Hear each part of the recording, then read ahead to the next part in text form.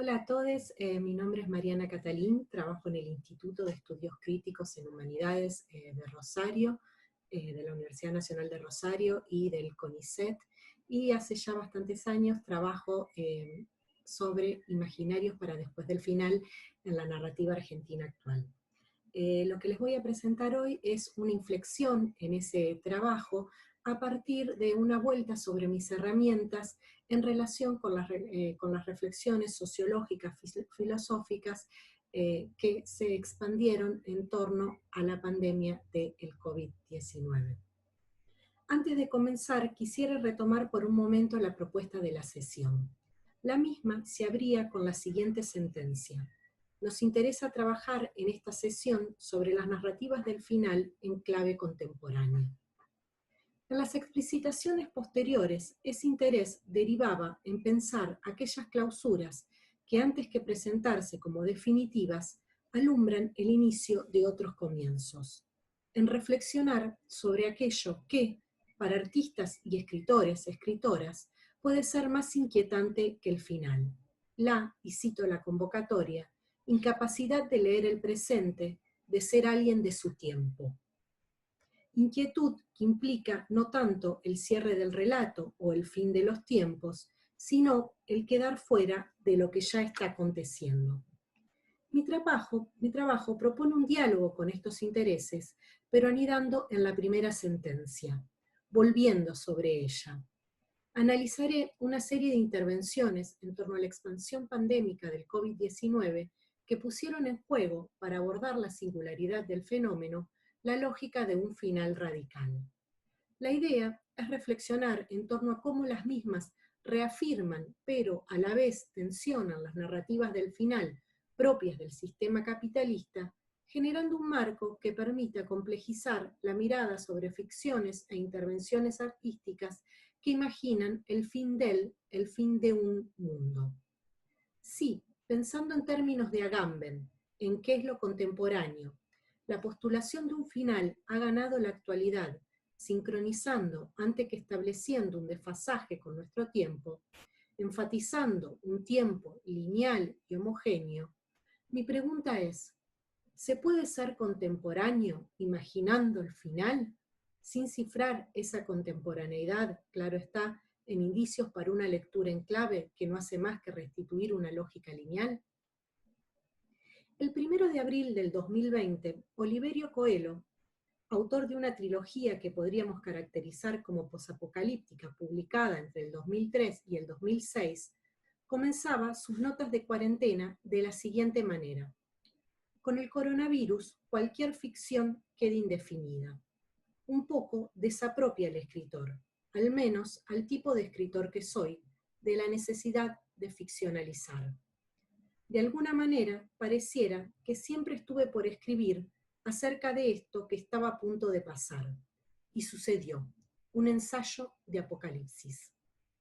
Sabemos ya que la expansión caracterizada como pandemia del COVID-19 fue configurada por muchas intervenciones como final de un mundo. A la par que las medidas de aislamiento interrumpían la sucesión cotidiana y volvían preponderante la espera, la presencia del virus y sus posibles consecuencias se tornaron, recordemos, acuciantes, multiplicando frenéticamente los acontecimientos y la información sobre los mismos. Diferentes reflexiones recalaron en los modos de percepción del tiempo que se habilitaban en la detención y ralentización. A la vez, otras enfatizaron un tiempo urgente en el que el diagnóstico se volvió aún más imperativo en la inminencia, pareciendo acelerar el tiempo histórico. En muchos casos, ambos énfasis se combinaron. Así, en El umbral, de Bifo Berardi, es desde la detención, la resignación e incluso el aburrimiento que se perciben con mayor nitidez los modos singulares de la aceleración asociada a la idea de final. Por su parte, el libro de Slavoj Žižek comenzaba planteándose como un escrito de emergencia. Para volver necesario ese posicionamiento, introducía un léxico que giraba en torno a la idea de final: ruinas, barbarie, catástrofe, caos. La utilización de relatos de ciencia ficción como herramientas de comprensión y la comparación con la catástrofe de Chernóbil y el modo en que ésta supuso el final del comunismo soviético, enfatizaron la lógica hasta llegar a la explicitación que generó tantas objeciones. La pandemia podría propiciar, finalmente, la muerte del sistema capitalista global.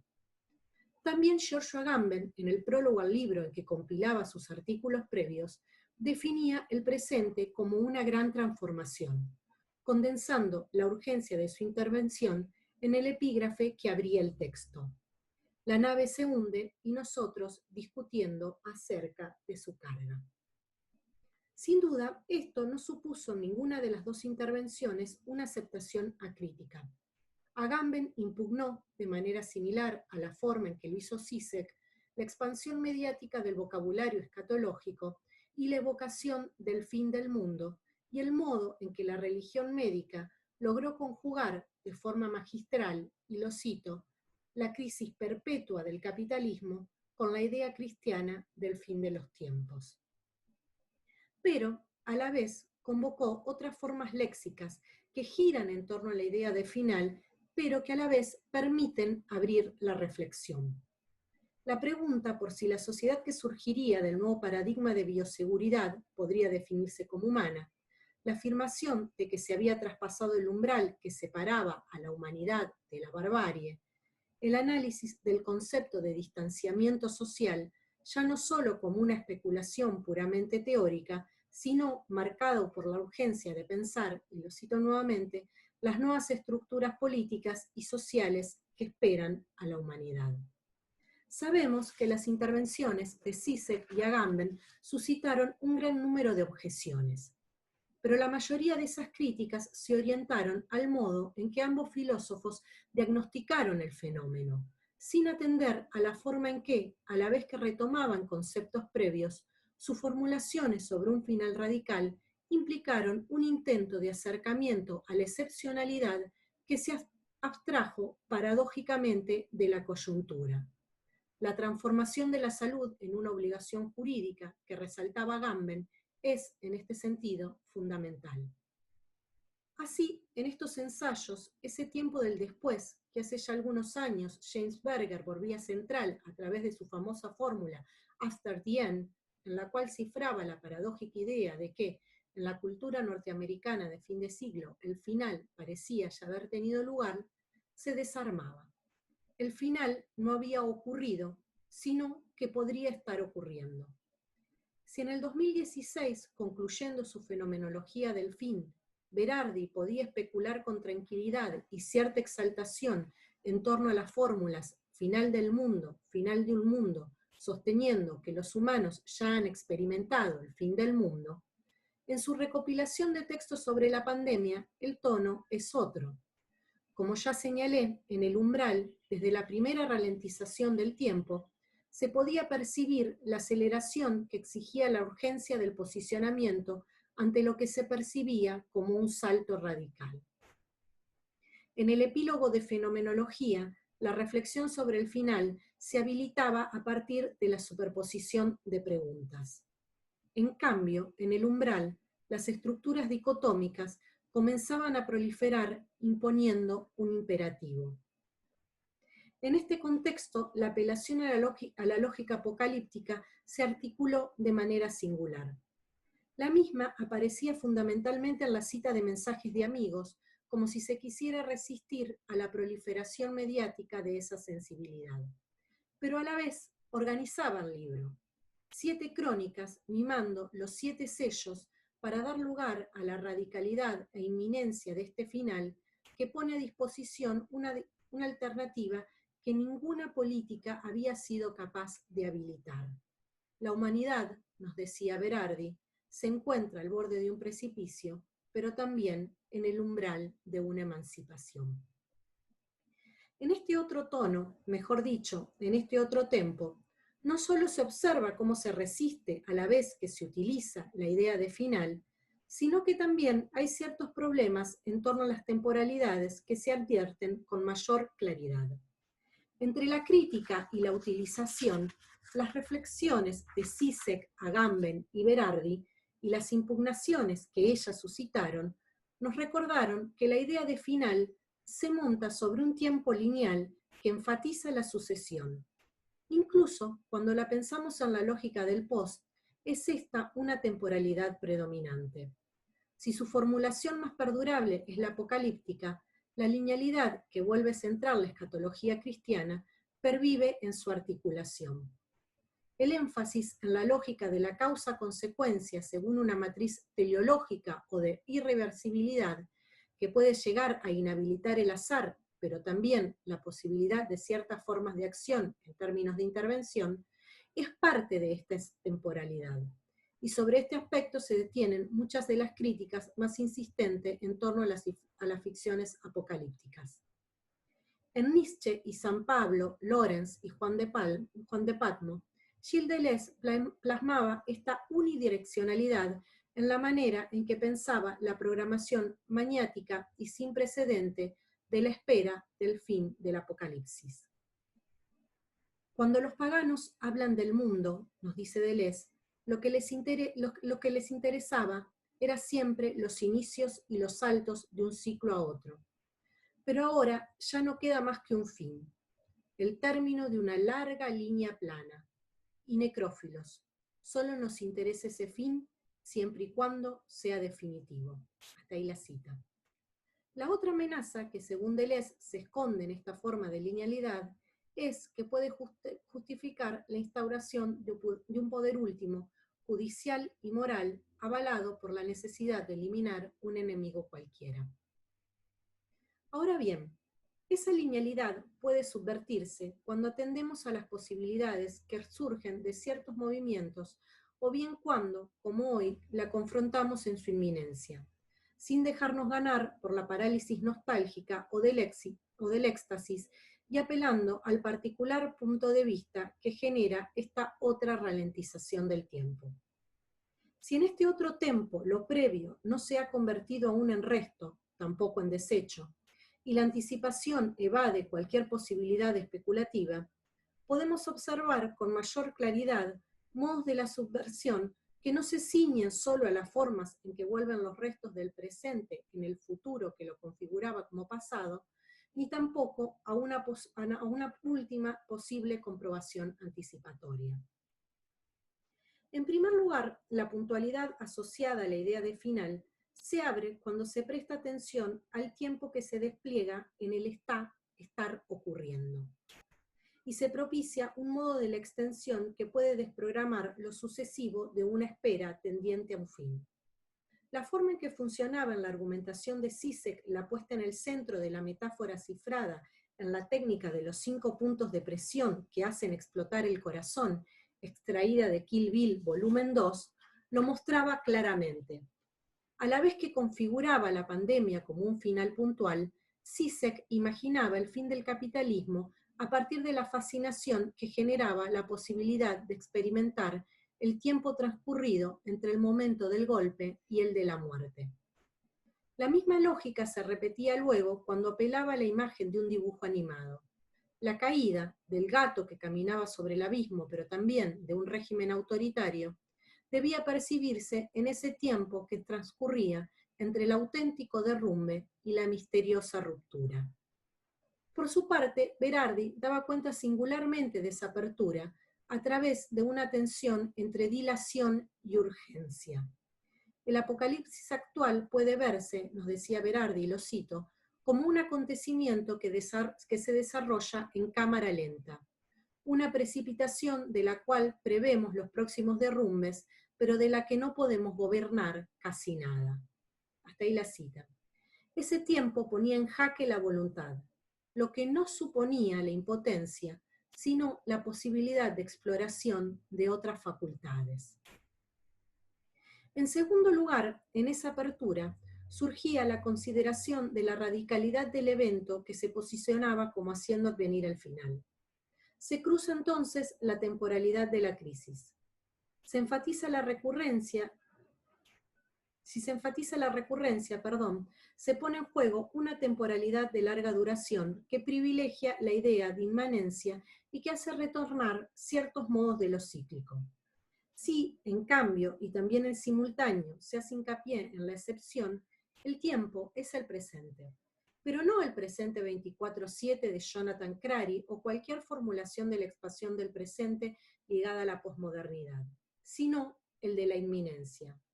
Ya Frank Kermode, en el sentido de un final, destacaba la tensión entre excepcionalidad y la falta de singularidad de la propia crisis, mostrando a la vez cómo las reprogramaciones del apocalipsis no le restaban credibilidad. Así, a la vez que Zizek reconocía junto a Bruno Latour que la crisis del coronavirus es un ensayo general para el inminente cambio climático, concebía la pandemia como la pesadilla de la que no nos vamos a despertar y que nos obligará a enfrentar una nueva forma de vida. Por su parte, Agamben volvía sobre el sentido etimológico de crisis como concepto médico para pensar los modos en que el biopoder plantea la precipitación y diferimiento del final. El ensayo podía elegir como epígrafe la sentencia de San Jerónimo, sin por esto dejar de dar cuenta de cómo la decisión extrema habilita ciertas formas nefastas de gobernabilidad que ponen en el centro una supervivencia que reduce la vida a una condición puramente biológica.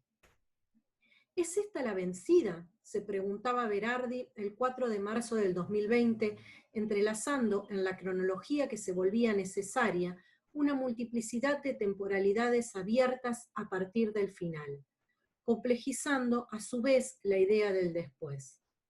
Sabemos que el final supone la disolución del suceso. Ruizer Safransky da cuenta de esto claramente al pensar la relación entre escatología cristiana y escatología astrofísica.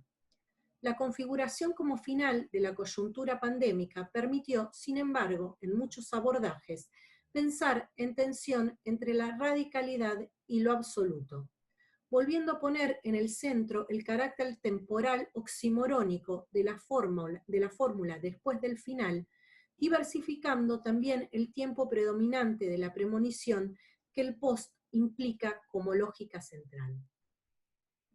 El 8 de abril de 2021 se inauguró en una heladería céntrica de Rosario una microintervención que luego de que el final parecía ya haber ocurrido, volvía sobre el mismo desde su título, Días Apocalípticos. La misma estaba compuesta por un poema de Julia Enríquez que aparecía ploteado en la pared y 7 platos de cerámica pintados realizados por Noel Lieber. Leo los primeros versos del poema. Terminan y empiezan nuevas eras cada semana. Quizás mañana me despierte el resoplido incendiario de una bestia que creía extinta, o se desate otro diluvio universal. Al volver cotidiano al final, el poema desarma el carácter extraordinario del evento. Más adelante escuchamos, así que mejor dar un paseo. El fin de los tiempos sucede constantemente. No tenés nada de qué preocuparte. Agárrate de mí y vamos. Dos opciones de lectura se abren en este punto. Por un lado, pensar que el carácter extraordinario se proyecta hacia el futuro, en el mañana, un movimiento esperable en las constantes reprogramaciones del apocalipsis. Pero, a la vez, el final que sucede constantemente podría ser tan radical hoy como lo será mañana el diluvio, convirtiéndose así en una forma de habitar el presente, no ya en la sucesión lineal, sino en la apertura del estar ocurriendo, que está muy lejos de simplemente acatar el juego del biopoder. En diálogo con la obra de Lieber, este segundo camino toma forma. La complejidad de las temporalidades se acentúa, no solo mediante la vuelta de un tiempo previo en la elección del material y la forma en que se lo trabaja, sino también mediante lo que, de hecho, se representa. En cada plato se pinta un desastre con características bíblico-mitológicas que funciona como escenario, y delante figuras aparentemente femeninas con vestimentas propias del pasado. Cada plato tiene escrito, además, un día de la semana. Y el miércoles, en efecto, diluvia. Y el viernes, un dragón come cuerpos humanos. Lejos de ser más tranquilos, el resto de los días enfatizan la radicalidad. Incendios, aves negras que acechan, objetos que caen del cielo cuando ya no se distingue el día de la noche. Que el final marque todos los días no lo vuelve más asimilable. El paseo despreocupado de las figuras humanas se sostiene así sobre un interrogante. ¿Se trata de una crítica a la expansión mediática del vocabulario escatológico o, en su reverso, aquellos posicionamientos que niegan, por ejemplo, el profundo desgaste medioambiental que nos está poniendo al borde del colapso?